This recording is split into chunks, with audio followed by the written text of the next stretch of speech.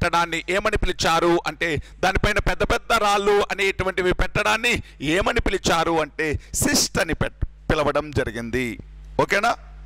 శవాన్ని శవపేటికలో పెట్టి భూమి లోపల ఇన్సర్ట్ చేసి భూమి లోపల పాతి పెట్టి దానిపైన పెద్ద పెద్ద రాళ్ళు పెడితే దానిని ఏమని పిలిచాం? సిస్ట్. ఇప్పుడు రండి, డాల్మైన్ రండి. శవాన్ని శవపేటికలో పెట్టేసి ఆ శవపేటికని భూమి పైన అలాగే వదిలేసేయడాన్ని, అంటే పూడ్చడం లేదు, శవాన్ని శవపేటికలో పెట్టి ఆ శవపేటికని భూమిపైన అలాగే వదిలేయడాన్ని ఏమని పిలుస్తారు అంటే డాల్మైన్ అని పిలవడం జరిగింది. శవాన్ని శవపేటికలో పెట్టి పూడ్చిపెడితే దాన్ని సిస్ట్ అన్నాం. అలా పూడ్చిపెట్టకుండా అలాగే నేలపైన వదిలేసి దానిపైన పెద్ద పెద్ద రాళ్ళు పెడితే దానిని ఏమని పిలిచాము అంటే డాల్మైన్. అలాగే వదిలేయడాన్ని, రిమైన్స్ కాన్స్టాంట్, అలాగే వదిలేయడాన్ని ఏమని పిలుస్తారు అంటే డాల్మైన్ అని పిలుస్తాం. అలా వదిలేసి భూమిపైన వదిలేసిన తర్వాత దానిపైన పెద్ద పెద్ద రాళ్ళు పెడితే డాల్మైన్. మరి సాక్రోఫాగి అంటే ఏంటి అంటే శవాన్ని ఏం చేస్తారు అంటే ఫినరల్స్ కాల్చేసి ఆ వచ్చినటువంటి యాష్ ఉంటుంది చూడండి, ఆ వచ్చినటువంటి ఏదైతే బూడిద వస్తుందో లేకపోతే ఆ వచ్చినటువంటి ఆ రిమైనింగ్స్ని ఒక జంతువు ఆకారపు బొమ్మలో, అంటే ఒక యానిమల్ షేప్డ్ సింబల్, జంతువు ఆకారపు బొమ్మలో, మళ్ళీ చెప్తాను చూడండి, శవమును కాల్చిన తర్వాత ఆ వచ్చినటువంటి రిమైనింగ్స్ని, ఆ వచ్చినటువంటి బూడిదని ఒక జంతువు ఆకారపు బొమ్మ చేసి, ఒక జంతువు ఆకారపు నిర్మాణం చేసి, జంతువు ఆకారపు నిర్మాణంలో, జంతువు ఆకారపు బొమ్మలో ఆ బూడిదను పెట్టేసి దానిపైన పెద్ద పెద్ద రాళ్ళు పెట్టడాన్ని ఏమని పిలుస్తారు అంటే ఈ సాక్రోఫాగి. మీకు చిన్న క్లారిఫికేషన్ చూడండి, చిన్న క్లారిఫికేషన్. కర్నూలు దగ్గర ఉన్నటువంటి శంఖవరం అనేటువంటి ప్రాంతంలో, కర్నూలు జిల్లాలోని శంఖవరం అనేటువంటి ప్రాంతంలో షీప్ షేప్ సాక్రోఫాగి, షీప్ షేప్ సాక్రోఫాగి వాజ్ ఫౌండ్. అంటే గొర్రె ఆకారంలో ఉన్నటువంటి, ఒక గొర్రె ఆకారంలో ఉన్నటువంటి సాక్రోఫాగిని ఎక్కడ ఐడెంటిఫై చేశారు అంటే శంఖవరం అనేటువంటి ప్రాంతంలో. అదేవిధంగా ఒక ఎలిఫెంట్ షేప్, ఏనుగు ఆకారంలో ఉన్నటువంటి సాక్రోఫాగిని నల్గొండ వద్ద ఉన్నటువంటి ఏలేశ్వరం అనేటువంటి ప్రాంతంలో, నల్గొండ వద్ద ఉన్నటువంటి ఏలేశ్వరం అనేటువంటి ప్రాంతంలో ఏనుగు ఆకారపు సాక్రోఫాగిని అంటే కడుగొనడం జరిగింది. సాక్రోఫాగి అంటే ఏంటండి? జంతువు ఆకారపు నిర్మాణం. సాక్రోఫాగి అంటే జంతువు ఆకారపు నిర్మాణం. మళ్ళీ చెప్తాను చూడండి. సాక్రోఫాగి అంటే శవమును కాల్చి ఆ వచ్చినటువంటి బూడిదని ఒక జంతువు ఆకారపు నిర్మాణం చేసి, ఆ వచ్చినటువంటి బూడిదని జంతువు ఆకారపు నిర్మాణంలో పెట్టి, ఆ జంతువు ఆకారపు నిర్మాణం పైన పెద్ద పెద్ద రాళ్ళు పెడితే దానిని సాక్రోఫాగి అని పిలిచాం. ఇలా జంతువు ఆకారపు బొమ్మలో మనిషి యొక్క రిమైనింగ్స్, ఆ బూడిద అనేటువంటిది ఉంటుంది. ఈ జంతువు ఆకారపు బొమ్మలనే సాక్రోఫాగి అని పిలిచాం. ఇటువంటి సాక్రోఫాగిలు ఎక్కడైనా ఐడెంటిఫై చేశారా అంటే నల్గొండ వద్ద ఏలేశ్వరం అనేటువంటి ప్రాంతంలో ఏనుగు ఆకారపు సాక్రోఫాగిని, కర్నూలు జిల్లాలోని శంఖవరం అనేటువంటి ప్రాంతంలో గొర్రె ఆకారపు షీప్ షేప్డ్ సాక్రోఫాగి అనేటువంటి దాన్ని ఐడెంటిఫై చేయడం జరిగింది. లాస్ట్ది మెన్ హిర్ అంటే ఏంటి అంటే శవాన్ని శవపేటికలో పెట్టి భూమిపైన, అంటే శవాన్ని శవపేటికలో పెట్టి పూడ్చిన తర్వాత దాని చుట్టూ పెద్ద పెద్ద స్టోన్ పిల్లర్స్ అనేటువంటివి, ఈ పెద్ద పెద్ద రాతి స్తంభాలు అనేటువంటివి నాటడాన్ని, ఇన్సర్ట్ చేయడాన్ని ఏమని పిలుస్తారు అంటే మెన్హిర్. మెన్హిర్ అంటే శవాన్ని శవపేటికలో పెట్టేసి దానిని భూమిలో పూడ్చేసి దాని చుట్టూ ఏంటి అంటే రాతి స్తంభాలు నాటుతారు. దాని చుట్టూ రాతి స్తంభాలు నాటితే దానిని ఏమని పిలుస్తారు అంటే మెన్హిర్. రాతి స్తంభాలు నాటితే మెన్హిర్. మెన్హిర్ అనేటువంటి ఇటువంటి సమాధులని ఎక్కడ ఐడెంటిఫై చేశారు అంటే నాగార్జున కొండ. ఎక్కడ ఐడెంటిఫై చేశారు అంటే నాగార్జున కొండ. మెన్హిర్ రకానికి సంబంధించినటువంటి ఈ టూమ్స్ని ఎక్కడ ఐడెంటిఫై చేశారు అంటే నాగార్జున కొండ. మళ్ళీ రండి, బృహశిలాయుగం మెగాలిథిక్ పీరియడ్ అనేటువంటిది. ఇక్కడ మెగాలిథిక్ పీరియడ్ గురించి మనకు తెలుసుకోవడానికి ప్రధాన ఆధారాలు వాళ్ళ యొక్క టూమ్సే, సమాధులు.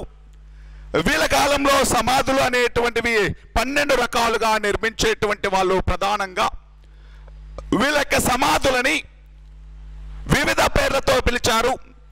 కోస్తా తెలంగాణలో అయితే రాక్షస గుళ్ళు, చిత్తూరులో కురువర గుళ్ళు, అనంతపురంలో మోరివర గుళ్ళు, కడప కర్నూలు ప్రాంతంలో పాండవ గుళ్ళు అని పిలిచారు.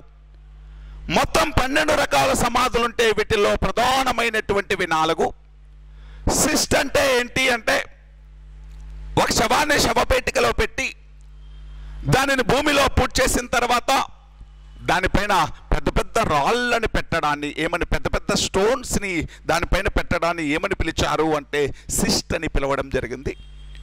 ఈ సిస్ట్కి ఎగ్జాంపుల్ ఎక్కడ దొరికింది, సిస్ట్కి సంబంధించినటువంటి ఆధారం ఎక్కడ దొరికింది అంటే ఈ సిస్ట్కి సంబంధించినటువంటి ఆధారం ఇప్పుడే నల్గొండ దగ్గర ఉన్నటువంటి ఏలేశ్వరం అనేటువంటి ప్రాంతంలో, నల్గొండ దగ్గర ఉన్నటువంటి ఏలేశ్వరం అనేటువంటి ప్రాంతంలో ఒక సిస్ట్ అనేటువంటిది ఐడెంటిఫై చేశారు. ఒక సిస్ట్ అనేటువంటిది ఐడెంటిఫై చేశారు. ఈ సిస్ట్లో ఏం దొరికింది అంటే, ఆ సిస్ట్లో ఏం దొరికింది అంటే ఒక మేల్ స్కెలటన్, ఒక ఫిమేల్ స్కెలటన్ అనేటువంటిది. Double burial. డబుల్ బరియల్ అంటే ద్విఖననం. ఏం బయటపడింది అంటే ద్విఖననం.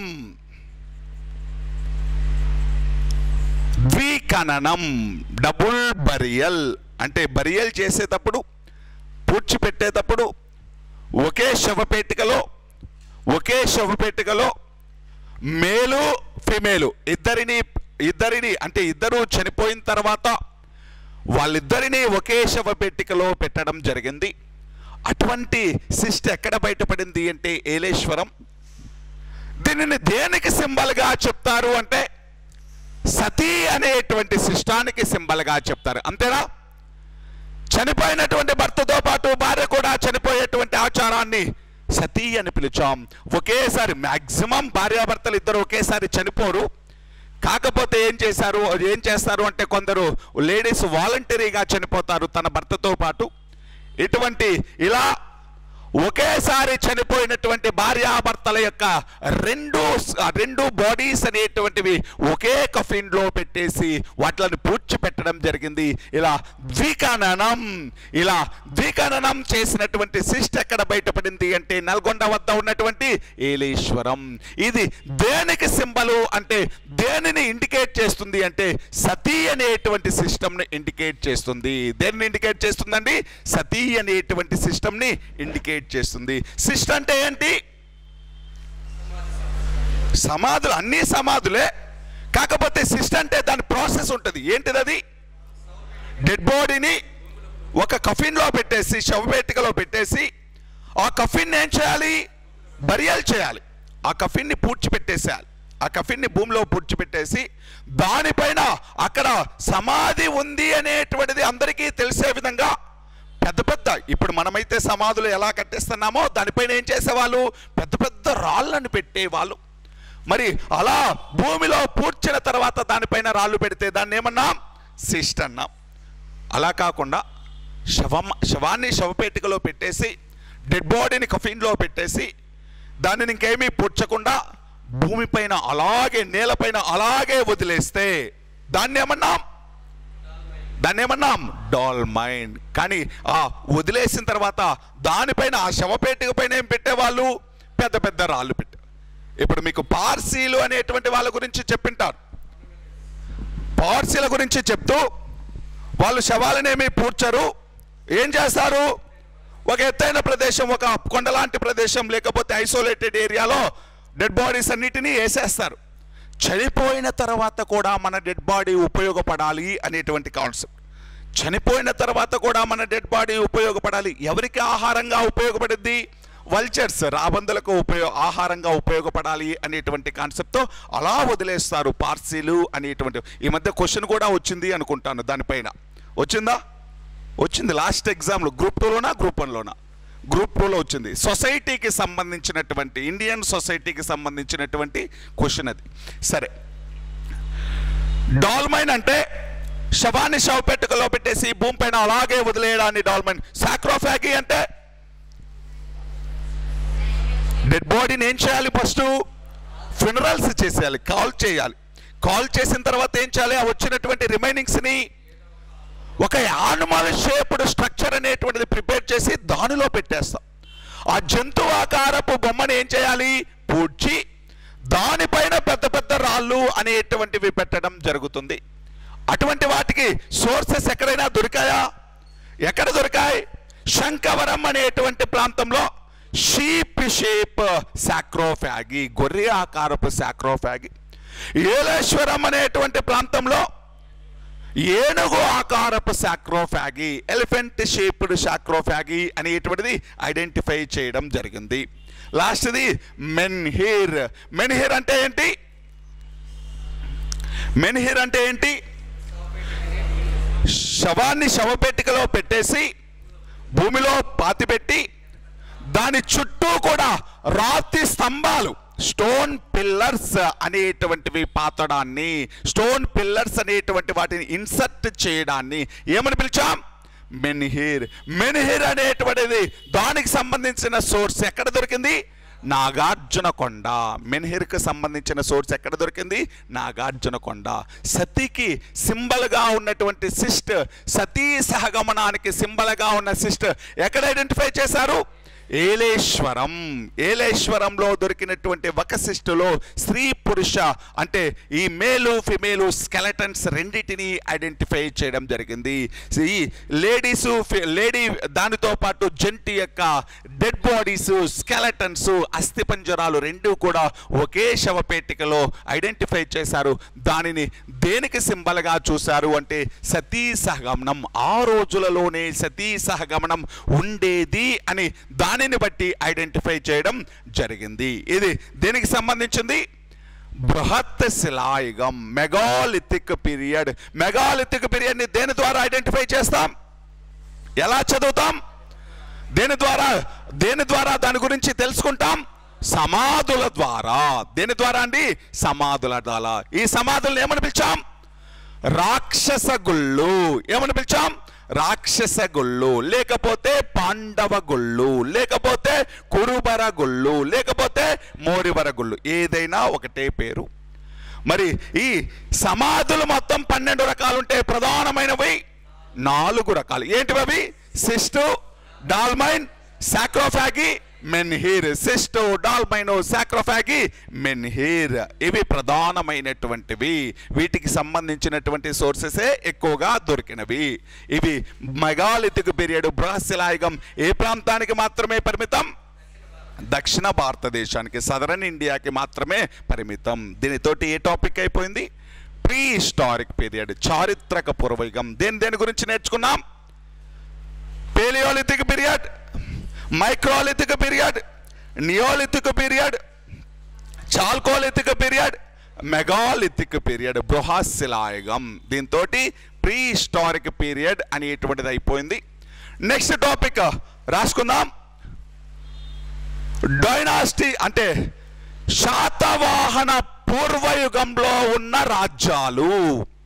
శాతవాహనుల కంటే ముందు ఉన్న రాజ్యాలు. Dynasties before Satavahana period.